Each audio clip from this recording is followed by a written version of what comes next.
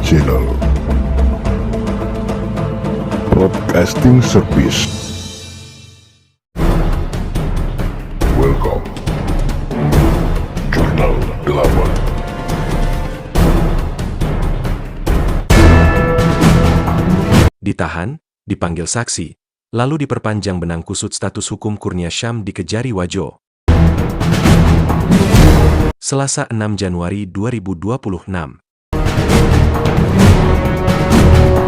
Perkara dugaan korupsi bantuan hibah pengembangan persutraan Kabupaten Wajo tahun anggaran 2022 memasuki fase yang justru menimbulkan lebih banyak tanda tanya. Bukan hanya soal siapa bertanggung jawab, tetapi bagaimana hukum dijalankan. Nama Muhammad Kurnia Syam kini berada di pusat pusaran itu. Ia telah ditahan sejak 18 Desember 2025 di Rutan Kelas 2B Sengkang Kabupaten Wajo.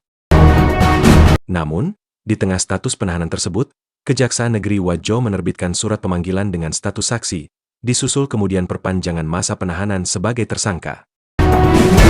Rangkaian tindakan yang saling bertabrakan ini memantik kritik keras dari tim kuasa hukum. Perpanjangan 40 hari, tapi status dipersoalkan. Dokumen yang diterima redaksi menunjukkan Kejari Wajo menerbitkan surat perpanjangan penahanan, T4, tertanggal 5 Januari 2026, memperpanjang masa penahanan Kurnia selama 40 hari, terhitung 7 Januari hingga 15 Februari 2026. Dalam surat tersebut, alasan perpanjangan disebutkan untuk kepentingan pemeriksaan yang belum selesai di tingkat penyidikan. Masalahnya, beberapa hari sebelumnya, PLH Kepala Kejaksaan Negeri Wajo justru menerbitkan surat pemanggilan terhadap Kurnia sebagai saksi. Ini bukan sekadar kekeliruan administrasi. Ini kekacauan prosedur, kata Farid Mama SHMH Ketua Tim Kuasa Hukum Kurnia Syam. Status ganda yang tak dikenal KUHAP. Menurut Farid, hukum acara pidana tidak mengenal status antara. Seseorang tidak bisa diperlakukan sebagai saksi, tetapi pada saat yang sama ditahan dan diperpanjang masa penahanannya sebagai tersangka. KUHAP sangat jelas. Saksi dan tersangka adalah dua status hukum yang berbeda dan konsekuensinya juga berbeda.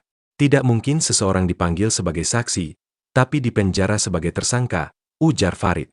Ia merujuk pasal 1 angka 14 dan angka 26 KUHAP, yang secara tegas memisahkan definisi tersangka dan saksi. Penahanan, kata dia, hanya sah jika status tersangka telah ditetapkan secara jelas dan konsisten sejak awal. Penyidikan atau penuntutan? Kejanggalan berikutnya terletak pada rezim kewenangan.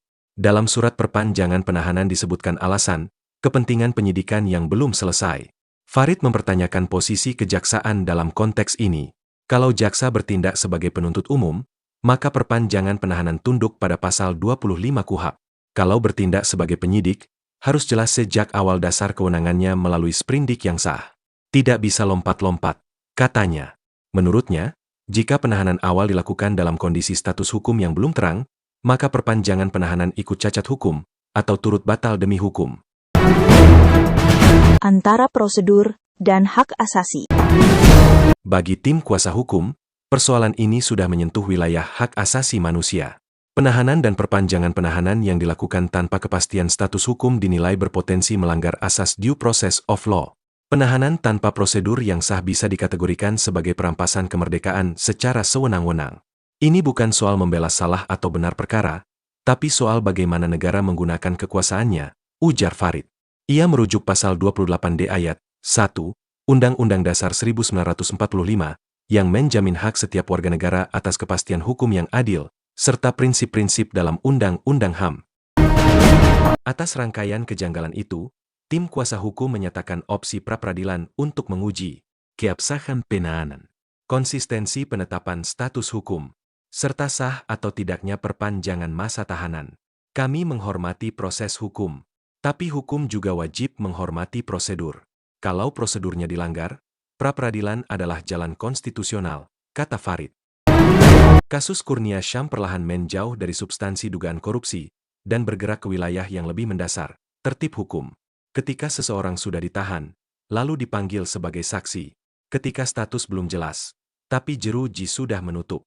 Ketika perpanjangan tahanan berjalan, sementara dasar kewenangannya diperdebatkan. Di titik ini, persoalan bukan lagi siapa bersalah, melainkan bagaimana hukum dijalankan. Dan seperti banyak perkara lain, kepercayaan publik seringkali runtuh bukan karena putusan akhir, tetapi karena proses yang sejak awal terasa ganjil. 1.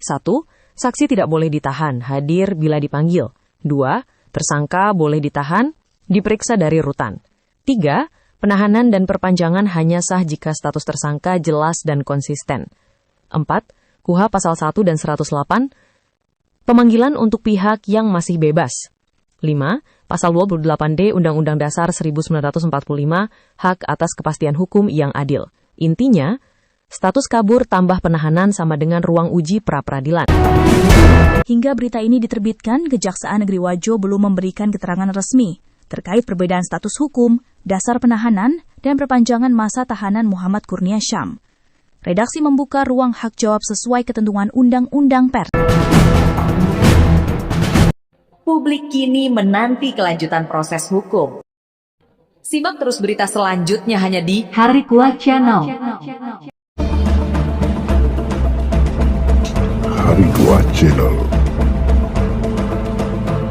Broadcasting Service.